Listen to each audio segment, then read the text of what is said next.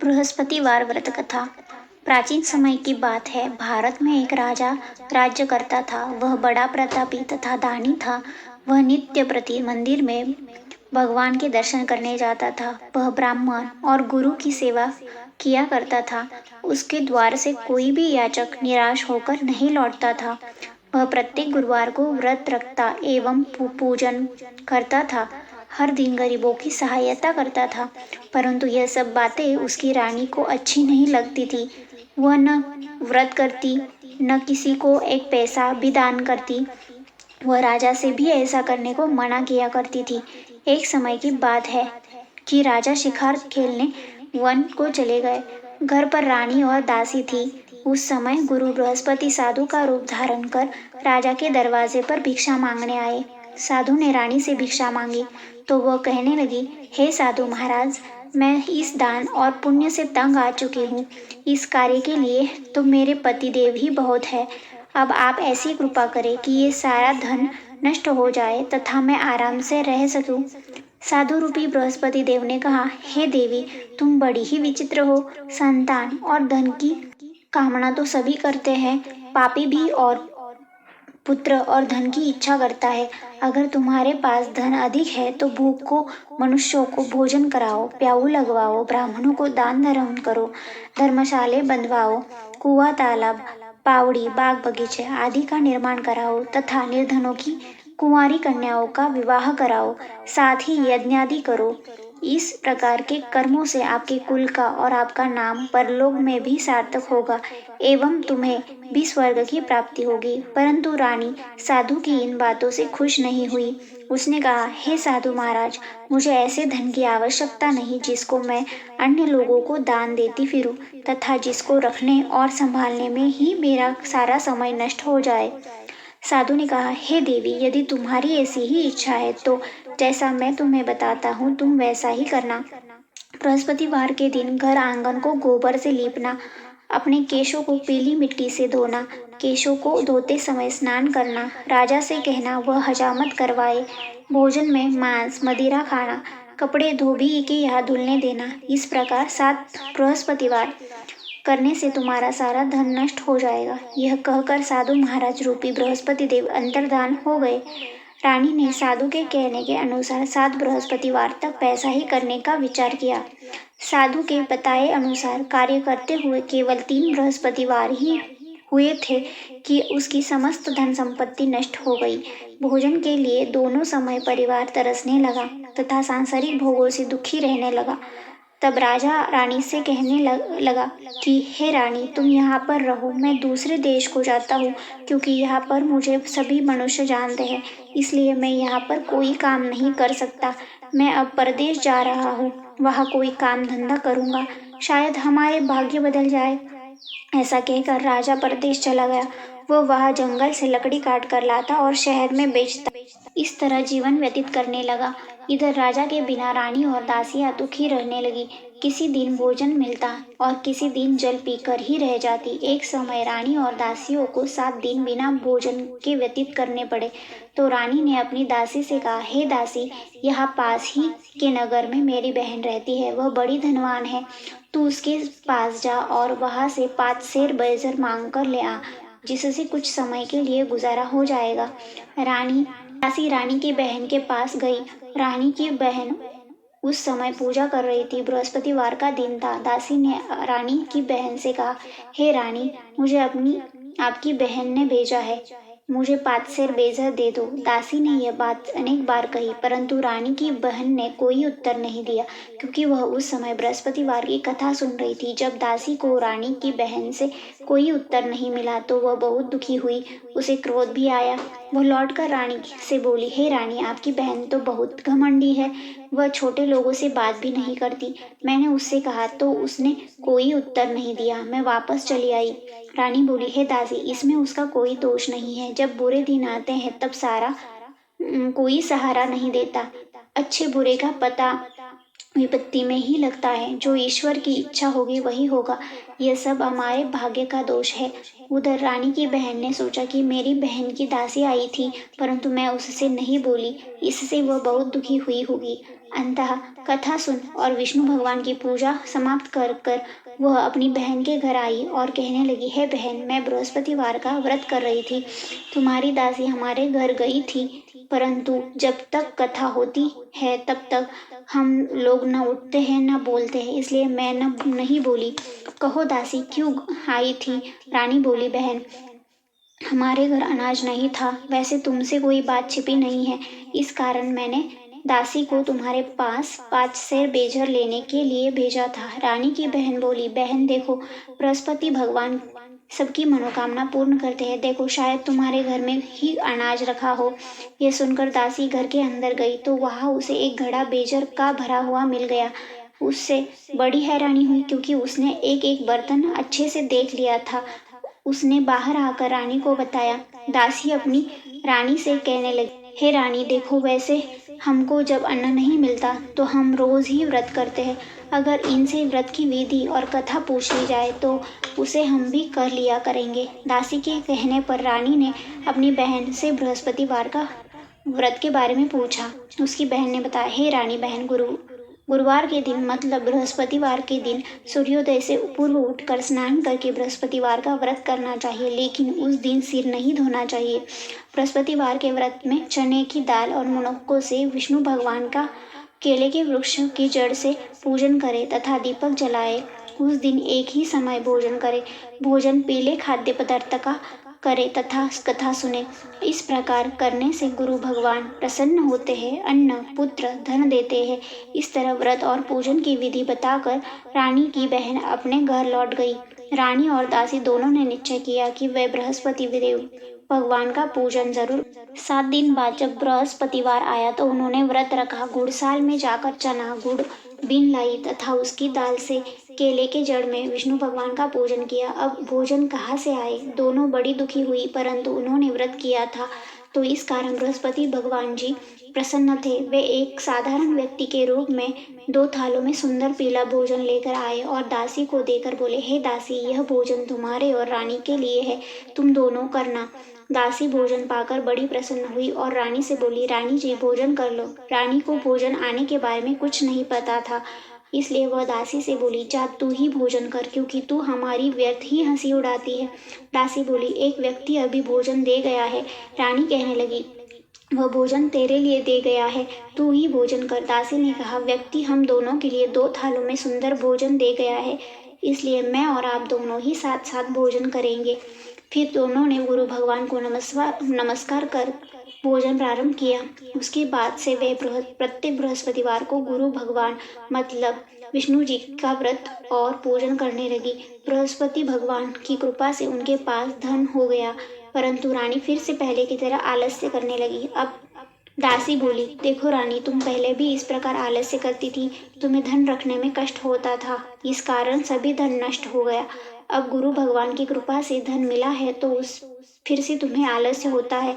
बड़ी मुसीबतों के बाद हमने यह धन पाया है, इसलिए हमें दान पुण्य करना चाहिए। तुम भूखे मनुष्यों को भोजन कराओ, प्याऊ लगवाओ, ब्राह्मणों को दान धर्म करो, कुआं तालाब बावड़ी आदि का निर्माण कराओ, मंदिर पाठशाला बनवा कर दान दो, कुंवारी कन्याओं का विवाह करवाओ, धन को शुभ कार्यों में खर्च करो, जिससे तुम्हारा कुल का यश बढ़े तथा स्वर्ग प्राप्त हो और पितृ प्रसन्न हो। दासी की बात मानकर रानी ने इसी प्रकार का कर्म करने का प्रारंभ किया, जिससे उसका काफी यश फैलने लगा। एक दिन रानी और दासी आपस में विचार करने लगे कि न जाने राजा किस दशा में होंगे, उसकी कोई खोज खबर नहीं है। गुरु भगवान से उन्होंने प्रार्थना की और भगवान ने रात्रि में राजा को स्वप्न में कहा, हे राजा उठ, तेरी रानी तुझको याद करती है, अब अपने देश को लौट जा। राजा प्रातःकाल उठकर जंगल से लकड़ियां काट कर लाने के लिए जंगल की ओर चल पड़ा। जंगल से गुजरते हुए वह सोचने लगा, रानी की गलती से कितने दुख भोगने पड़े। राजपाट छोड़कर उसे जंगल में आकर रहना पड़ा। जंगल से लकड़ियां काटकर उन्हें बेचकर गुजारा करना पड़ा। उसी समय उस जंगल में बृहस्पति भगवान एक साधु के रूप में आ गए और राजा के पास आकर बोले, हे लकड़हारे, तुम इस सुनसान जंगल में किस चिंता में बैठे हो, मुझे बताओ। यह सुन राजा के नेत्रों में से जल भर आया। और साधु की वंदना कर बोला, हे प्रभु, आप सब कुछ जानने वाले हैं। इतना कहकर राजा ने साधु को अपनी संपूर्ण कहानी सुनाई। साधु राजा से बोले, हे राजा, तुम्हारी पत्नी बृहस्पति देव के प्रति अपराध किया था, जिसके कारण तुम्हारी यह दशा हुई। अब तुम किसी प्रकार की चिंता मत करो, भगवान तुम्हें पहले से भी अधिक धन देंगे। देखो, तुम्हारी पत्नी बृहस्पति भगवान का व्रत करना प्रारंभ कर चुकी है। अब तुम भी बृहस्पतिवार का व्रत करके चने की दाल, गुड़ और जल को लोटे में डालकर केले के पत्ते से भगवान विष्णु का पूजन करो। फिर कहो, कथा कहो या सुनो, भगवान तुम्हारी सब मनोकामनाएं पूर्ण करेंगे। साधु को प्रसन्न देखकर राजा बोला, हे प्रभु, मुझे लकड़ी बेचकर इतना पैसा नहीं बचता जिससे भोजन करने के उपरांत कुछ बचा सकूं। मैंने रात्रि में अपनी रानी को व्याकुल देखा है।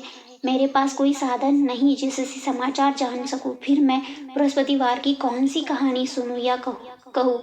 मुझको तो कुछ भी मालूम नहीं है। साधु ने कहा, हे राजा, तुम किसी बात की चिंता मत करो। बृहस्पतिवार के दिन तुम रोजाना की तरह लकड़ियां लेकर शहर जाओ।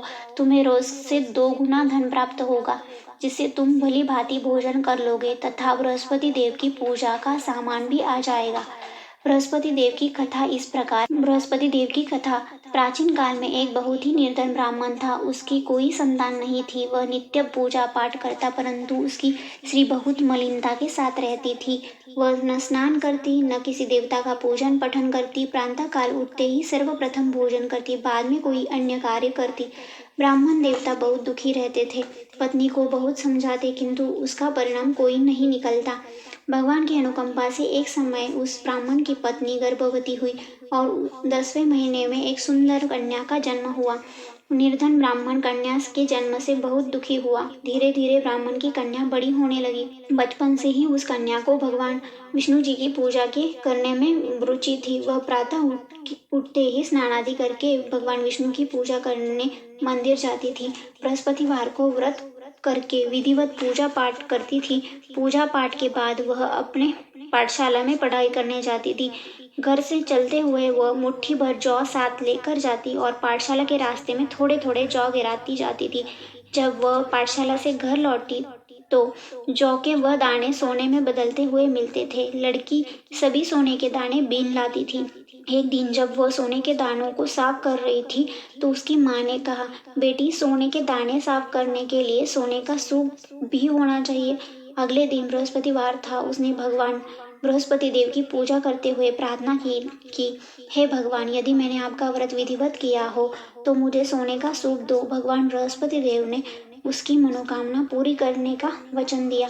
पाठशाला से लौटते समय उसे रास्ते में सोने का सूप पड़ा हुआ मिला। घर लौटकर सोने का सूप अपनी माँ को दिखाकर वह सोने के दाने साफ करने लगी। उसी समय नगर का राजकुमार उसके घर के पास से गुजरा। उस सुंदर लड़की को सोने के सूप में जौ साफ करते देख राजकुमार उस पर मोहित हो गया। महल में लौटकर राजकुमार ने राजा से उस लड़की से विवाह करने की इच्छा प्रकट की। तो राजा ने ब्राह्मण को महल में बुलाकर राजकुमार से उसकी लड़की का विवाह करने की बात कही। ब्राह्मण तैयार हो गया। धूमधाम से उस लड़की का विवाह राजकुमार से हो गया। दुल्हन बनकर ब्राह्मण की लड़की महल में चली गई। लड़की के चले जाने से ब्राह्मण फिर निर्धन हो गया। उसे कई कई दिन भोजन नहीं मिलता था। बहुत दुखी होकर ब्राह्मण एक दिन अपनी लड़की के पास गया। अपने पिता से निर्धनता का समाचार सुनकर उसे बहुत सा धन देकर पिता को विदा किया। उस धन से ब्राह्मण के कुछ दिन तो आराम से निकल गए, लेकिन जल्दी ही फिर भूखे मरने की हालत हो गई। ब्राह्मण अपनी लड़की से धन लेने के लिए फिर महल में पहुंचा। लड़की पिता से बुरी हालत सुनकर और देखकर पिता की लड़की ने कहा, पिताजी, आखिर आप कब तक मुझसे धन लेकर जीवन यापन करेंगे? आप कोई ऐसा उपाय क्यों नहीं करते जिससे आपका घर धन संपत्ति से भर जाए? ब्राह्मण ने कहा, मैंने तेरी माँ को बहुत समझा लिया, पर उसकी समझ में कुछ नहीं आता। उसका फूहड़पन नष्ट हो तो घर की निर्धनता भी दूर हो जाए। तब कुछ सोचकर लड़की ने पिता से कहा, पिताजी, आप कुछ दिनों के लिए माँ को मेरे पास छोड़ जाओ। तब कुछ सोचकर ब्राह्मण पत्नी को लड़की के पास महल में छोड़कर आया। कहने लगी, माँ, तुम कल प्रातः उठकर स्नान आदि करके भगवान विष्णु जी मतलब बृहस्पति देव की पूजा अवश्य करना। पूजा करने से तुम्हारी निर्धनता अवश्य दूर हो जाएगी। लेकिन उसकी माँ ने उसकी कोई बात नहीं मानी। तब क्रोधित होकर लड़की ने अपनी माँ को एक कक्ष में बंद कर दिया। सूर्योदय के समय माँ को उठाकर जबरदस्ती उसे स्नान कराया और फिर मंदिर ले जाकर बृहस्पति भगवान की पूजा कराई।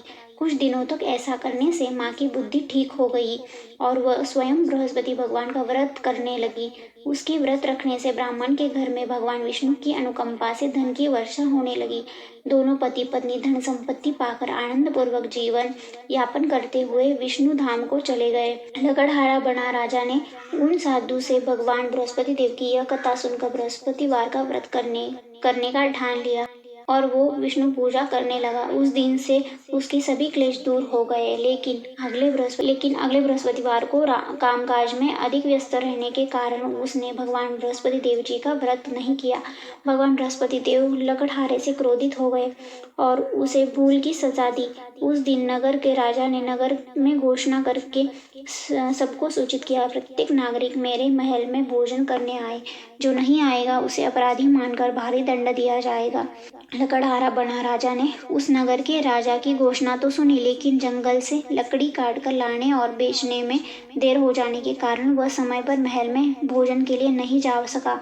अंततः राजा के सैनिक लकड़हारे को पकड़कर महल में ले गए और राजा ने उस महल के कक्ष में बैठकर भोजन किया। उस कक्ष में एक खूंटी पर रानी का सोने का हार लटका हुआ था। लकड़हारा अकेला उस कक्ष में भोजन कर रहा था। तभी उसने आश्चर्यकारक घटना देखी। देखते देखते वह खूंटी हार को निगल गई। थोड़ी देर के बाद राजा ने हार को गायब देखा तो लकड़हारे को कारावास में डलवा दिया। लकड़हारा मन ही मन अपने भाग्य को कोसने लगा। तभी उसे जंगल में मिले साधु का स्मरण आ गया। थोड़ी देर में भगवान बृहस्पति देव सन्यासी के रूप में उसके सामने प्रकट हुए और कहा, हे लकड़हारे, तूने भगवान विष्णु जी मतलब बृहस्पति भगवान की पूजा नहीं की, इसी कारण तुम्हें कष्ट हुआ है। लेकिन अब चिंता मत करो, बृहस्पतिवार के दिन कारागार के दरवाजे पर तुम्हें कुछ पैसे पड़े हुए मिलेंगे। उन पैसों से भगवान बृहस्पति देव का व्रत करके उनकी पूजा करोगे तो तुम्हारे सब दुख नष्ट हो जाएंगे। बृहस्पतिवार के दिन दरवाजे पर पड़े मिले पैसों से चने और गुड़ मंगाकर लकड़हारे ने बृहस्पतिवार की कथा कही तो भगवान बृहस्पति देव ने प्रसन्न होकर उस दिन नगर के राजा को स्वप्न में लकड़हारे को कारागार से मुक्त करने को कहा। सुबह राजा ने अपने कक्ष में आकर देखा तो खूंटी पर रानी का सोने का हार लटका हुआ था। राजा ने लकड़हारे को मुक्त कर दिया और उसे धन और आभूषण देकर विदा किया। लकड़हारा बना राजा उस नगर से चलकर अपने नगर में पहुंचा तो उस नगर में कुएं, धर्मशाला, बाग बगीचे देखकर बहुत प्रसन्न हुआ। राजा ने किसी से पूछा, ये कुएं, धर्मशालाएं किसने बनवाई है? सबने उसे बताया कि ये सब रानी और उसकी दासी ने बनवाए हैं। राजा महल में पहुंचा तो रानी ने उसका भव्य स्वागत किया। तब राजा ने निश्चय किया कि सप्ताह में एक बार तो सभी बृहस्पति देव की पूजा तथा व्रत करते हैं, परंतु मैं प्रतिदिन व्रत किया करूंगा तथा दिन में 3 बार कथा कहा करूंगा। अब राजा हर समय दुशाले में चढ़ने की दाल बांधे रहता था। दिन में 3 बार बृहस्पति देव की कथा करता। कुछ दिनों के बाद राजा को अपनी बहन की याद आई। एक दिन घोड़े पर सवार होकर राजा अपनी बहन से मिलने चल गया। अभी राजा नगर ही पहुंचा था कि उसने कुछ लोगों को एक शव को ले जाते हुए देखा। राजा को स्मरण हो गया कि आज उसने किसी को बृहस्पतिवार की कथा नहीं सुनाई। राजा ने उन लोगों को रोककर कहा, भाइयों, आप शव को ले जाने से पहले मुझसे बृहस्पतिवार की कथा सुन लो। लोगों ने राजा पर क्रोधित होते हुए कहा, तुम पागल तो नहीं हो? लेकिन कुछ बड़े बूढ़े लोगों ने कहा, अच्छा भाई, साथ में चलते चलते तुम अपनी कथा भी सुना लो। राजा ने चलते हुए आधी कथा ही सुनाई थी कि शव हिलने लगा। राजा ने अपनी कथा पूरी करते ही शव उठकर बैठ गया। लोगों ने हैरानी से दांतों तले उंगली दबाई और वह अगले बृहस्पतिवार से भगवान बृहस्पति देव का व्रत करके कथा सुनने लगे। अब घोड़े पर सवार राजा चलते हुए एक किसान के पास पहुंचा। किसान अपने खेत में हल जोत रहा था। राजा ने कहा, अरे भाई, मुझसे बृहस्पतिवार की कथा सुन लो। किसान झुंझला कर बोला, अरे भाई, देख नहीं रहे, जितनी देर तक तुम्हारी कथा सुनाओगे उतनी देर में तो मैं पूरे खेत में हल चला लूंगा। राजा निराश होकर चलने लगा। तभी किसान के बैल लड़खड़ाकर जमीन पर गिर गए। किसान के पेट में दर्द होने लगा। उस किसान की पत्नी जब खाना लेकर आई तो उसने किसान से इस बारे में पूछा। किसान ने घुड़सवार की पूरी कहानी सुनाई। किसान की पत्नी दौड़ती हुई राजा के पास पहुंचकर हाथ जोड़कर बोली, भैया, मैं तुम्हारी कथा सुनने को तैयार हूँ। राजा ने उसके साथ खेत पर पहुंचकर बृहस्पतिवार की कथा सुनाई। तभी बैल उठकर खड़े हो गए। किसान के पेट का दर्द तुरंत ठीक हो गया। राजा अपनी बहन के घर पहुंचा तो उसकी बहन आव भगत करने लगी। अगले दिन सुबह उठकर राजा ने देखा, घर के सभी लोग भोजन कर रहे। किसी भूखे को बृहस्पतिवार की कथा सुनाए बिना राजा भोजन नहीं करता था। उसने बहन से कहा, बहन, क्या घर में कोई ऐसा इंसान नहीं है जिसने अभी तक भोजन नहीं किया हो? उसकी बहन बोली, भैया, हमारे घर में तो क्या, आपको पूरे नगर में कोई ऐसा व्यक्ति नहीं मिलेगा जिसने सुबह सुबह भोजन नहीं किया हो। तब राजा ने बहन के घर से निकलकर उस नगर में बिना भोजन किए व्यक्ति की तलाश की। एक गडरिया के घर में उसका बेटा बीमार होने के कारण भूखा रह गया था। राजा ने उसको जाकर बृहस्पतिवार की कथा सुनाई। इस कथा सुनते सुनते गडरिया का बीमार बेटा बिल्कुल ठीक हो गया। सबने राजा की बहुत प्रशंसा की। एक दिन राजा ने अपनी बहन से कहा, बहन, अब हम अपने घर जाना चाहते हैं। तुम भी हमारे साथ चलो। कुछ दिन वहां रहकर लौट आना। राजा की बहन ने अपनी सास से पूछा तो सास ने ताने देते हुए कहा, बहू, मायके जाना हो तो अकेली जाना, मेरे पोतों को नहीं ले जाना। तुम्हारे भाई की कोई संतान नहीं है, कहीं तुम्हारी भाभी मेरे पोतों पर कोई जादू टोना न कर दे। दूसरे कक्ष में बहन की सास की ये बातें सुनकर राजा बहुत दुखी हुआ और उसने निश्चय किया कि वो अकेले ही अपने नगर को लौट जाएगा। रानी ने राजा से कहा, आप तो अपनी बहन को साथ लाने की बात कहकर गए थे, फिर बहन को साथ क्यों नहीं लाया? तब राजा ने दुखी होकर कहा, रानी, हम निसंतान हैं, इसलिए हमारे घर आना पसंद नहीं है किसी को। रानी ने राजा को समझाया, हे प्राणनाथ, हमें बृहस्पति देव ने सब कुछ दिया है, अब भगवान बृहस्पति देव हमें संतान भी अवश्य देंगे। बृहस्पतिवार को विधिवत व्रत करते हुए राजा रानी ने भगवान बृहस्पति देव से संतान के लिए प्रार्थना की। कुछ दिनों के बाद उन्होंने स्वप्न में दर्शन देते हुए कहा, हे राजन, तेरी मनोकामना अवश्य पूरी होगी। एक सप्ताह बाद रानी गर्भवती हो गई। 10वें महीने में रानी ने एक सुंदर पुत्र को जन्म दिया। राजा रानी जीवन पर्यंत बृहस्पतिवार का व्रत करते रहे। उनके घर में धन की वर्षा होती रही। इस तरह आनंद पूर्वक जीवन यापन करते हुए राजा रानी भगवान बृहस्पति देव की अनुकंपा से मोक्ष को प्राप्त करके सीधे वैकुंठ धाम पहुंच गए। बृहस्पतिवार को विधिवत व्रत करके जो स्त्री पुरुष भगवान विष्णु की पूजा करते हैं, भगवान उनकी सभी मनोकामनाएं पूरी करते हैं। आरती बृहस्पति देव की। जय बृहस्पति देवा, ओम जय बृहस्पति देवा। छिन छिन भोग लगाऊं, छिन छिन भोग लगाऊं, कदली फल मेवा। ओम जय बृहस्पति देवा। तुम पूर्ण परमात्मा, तुम अंतर्यामी, स्वामी तुम अंतर्यामी।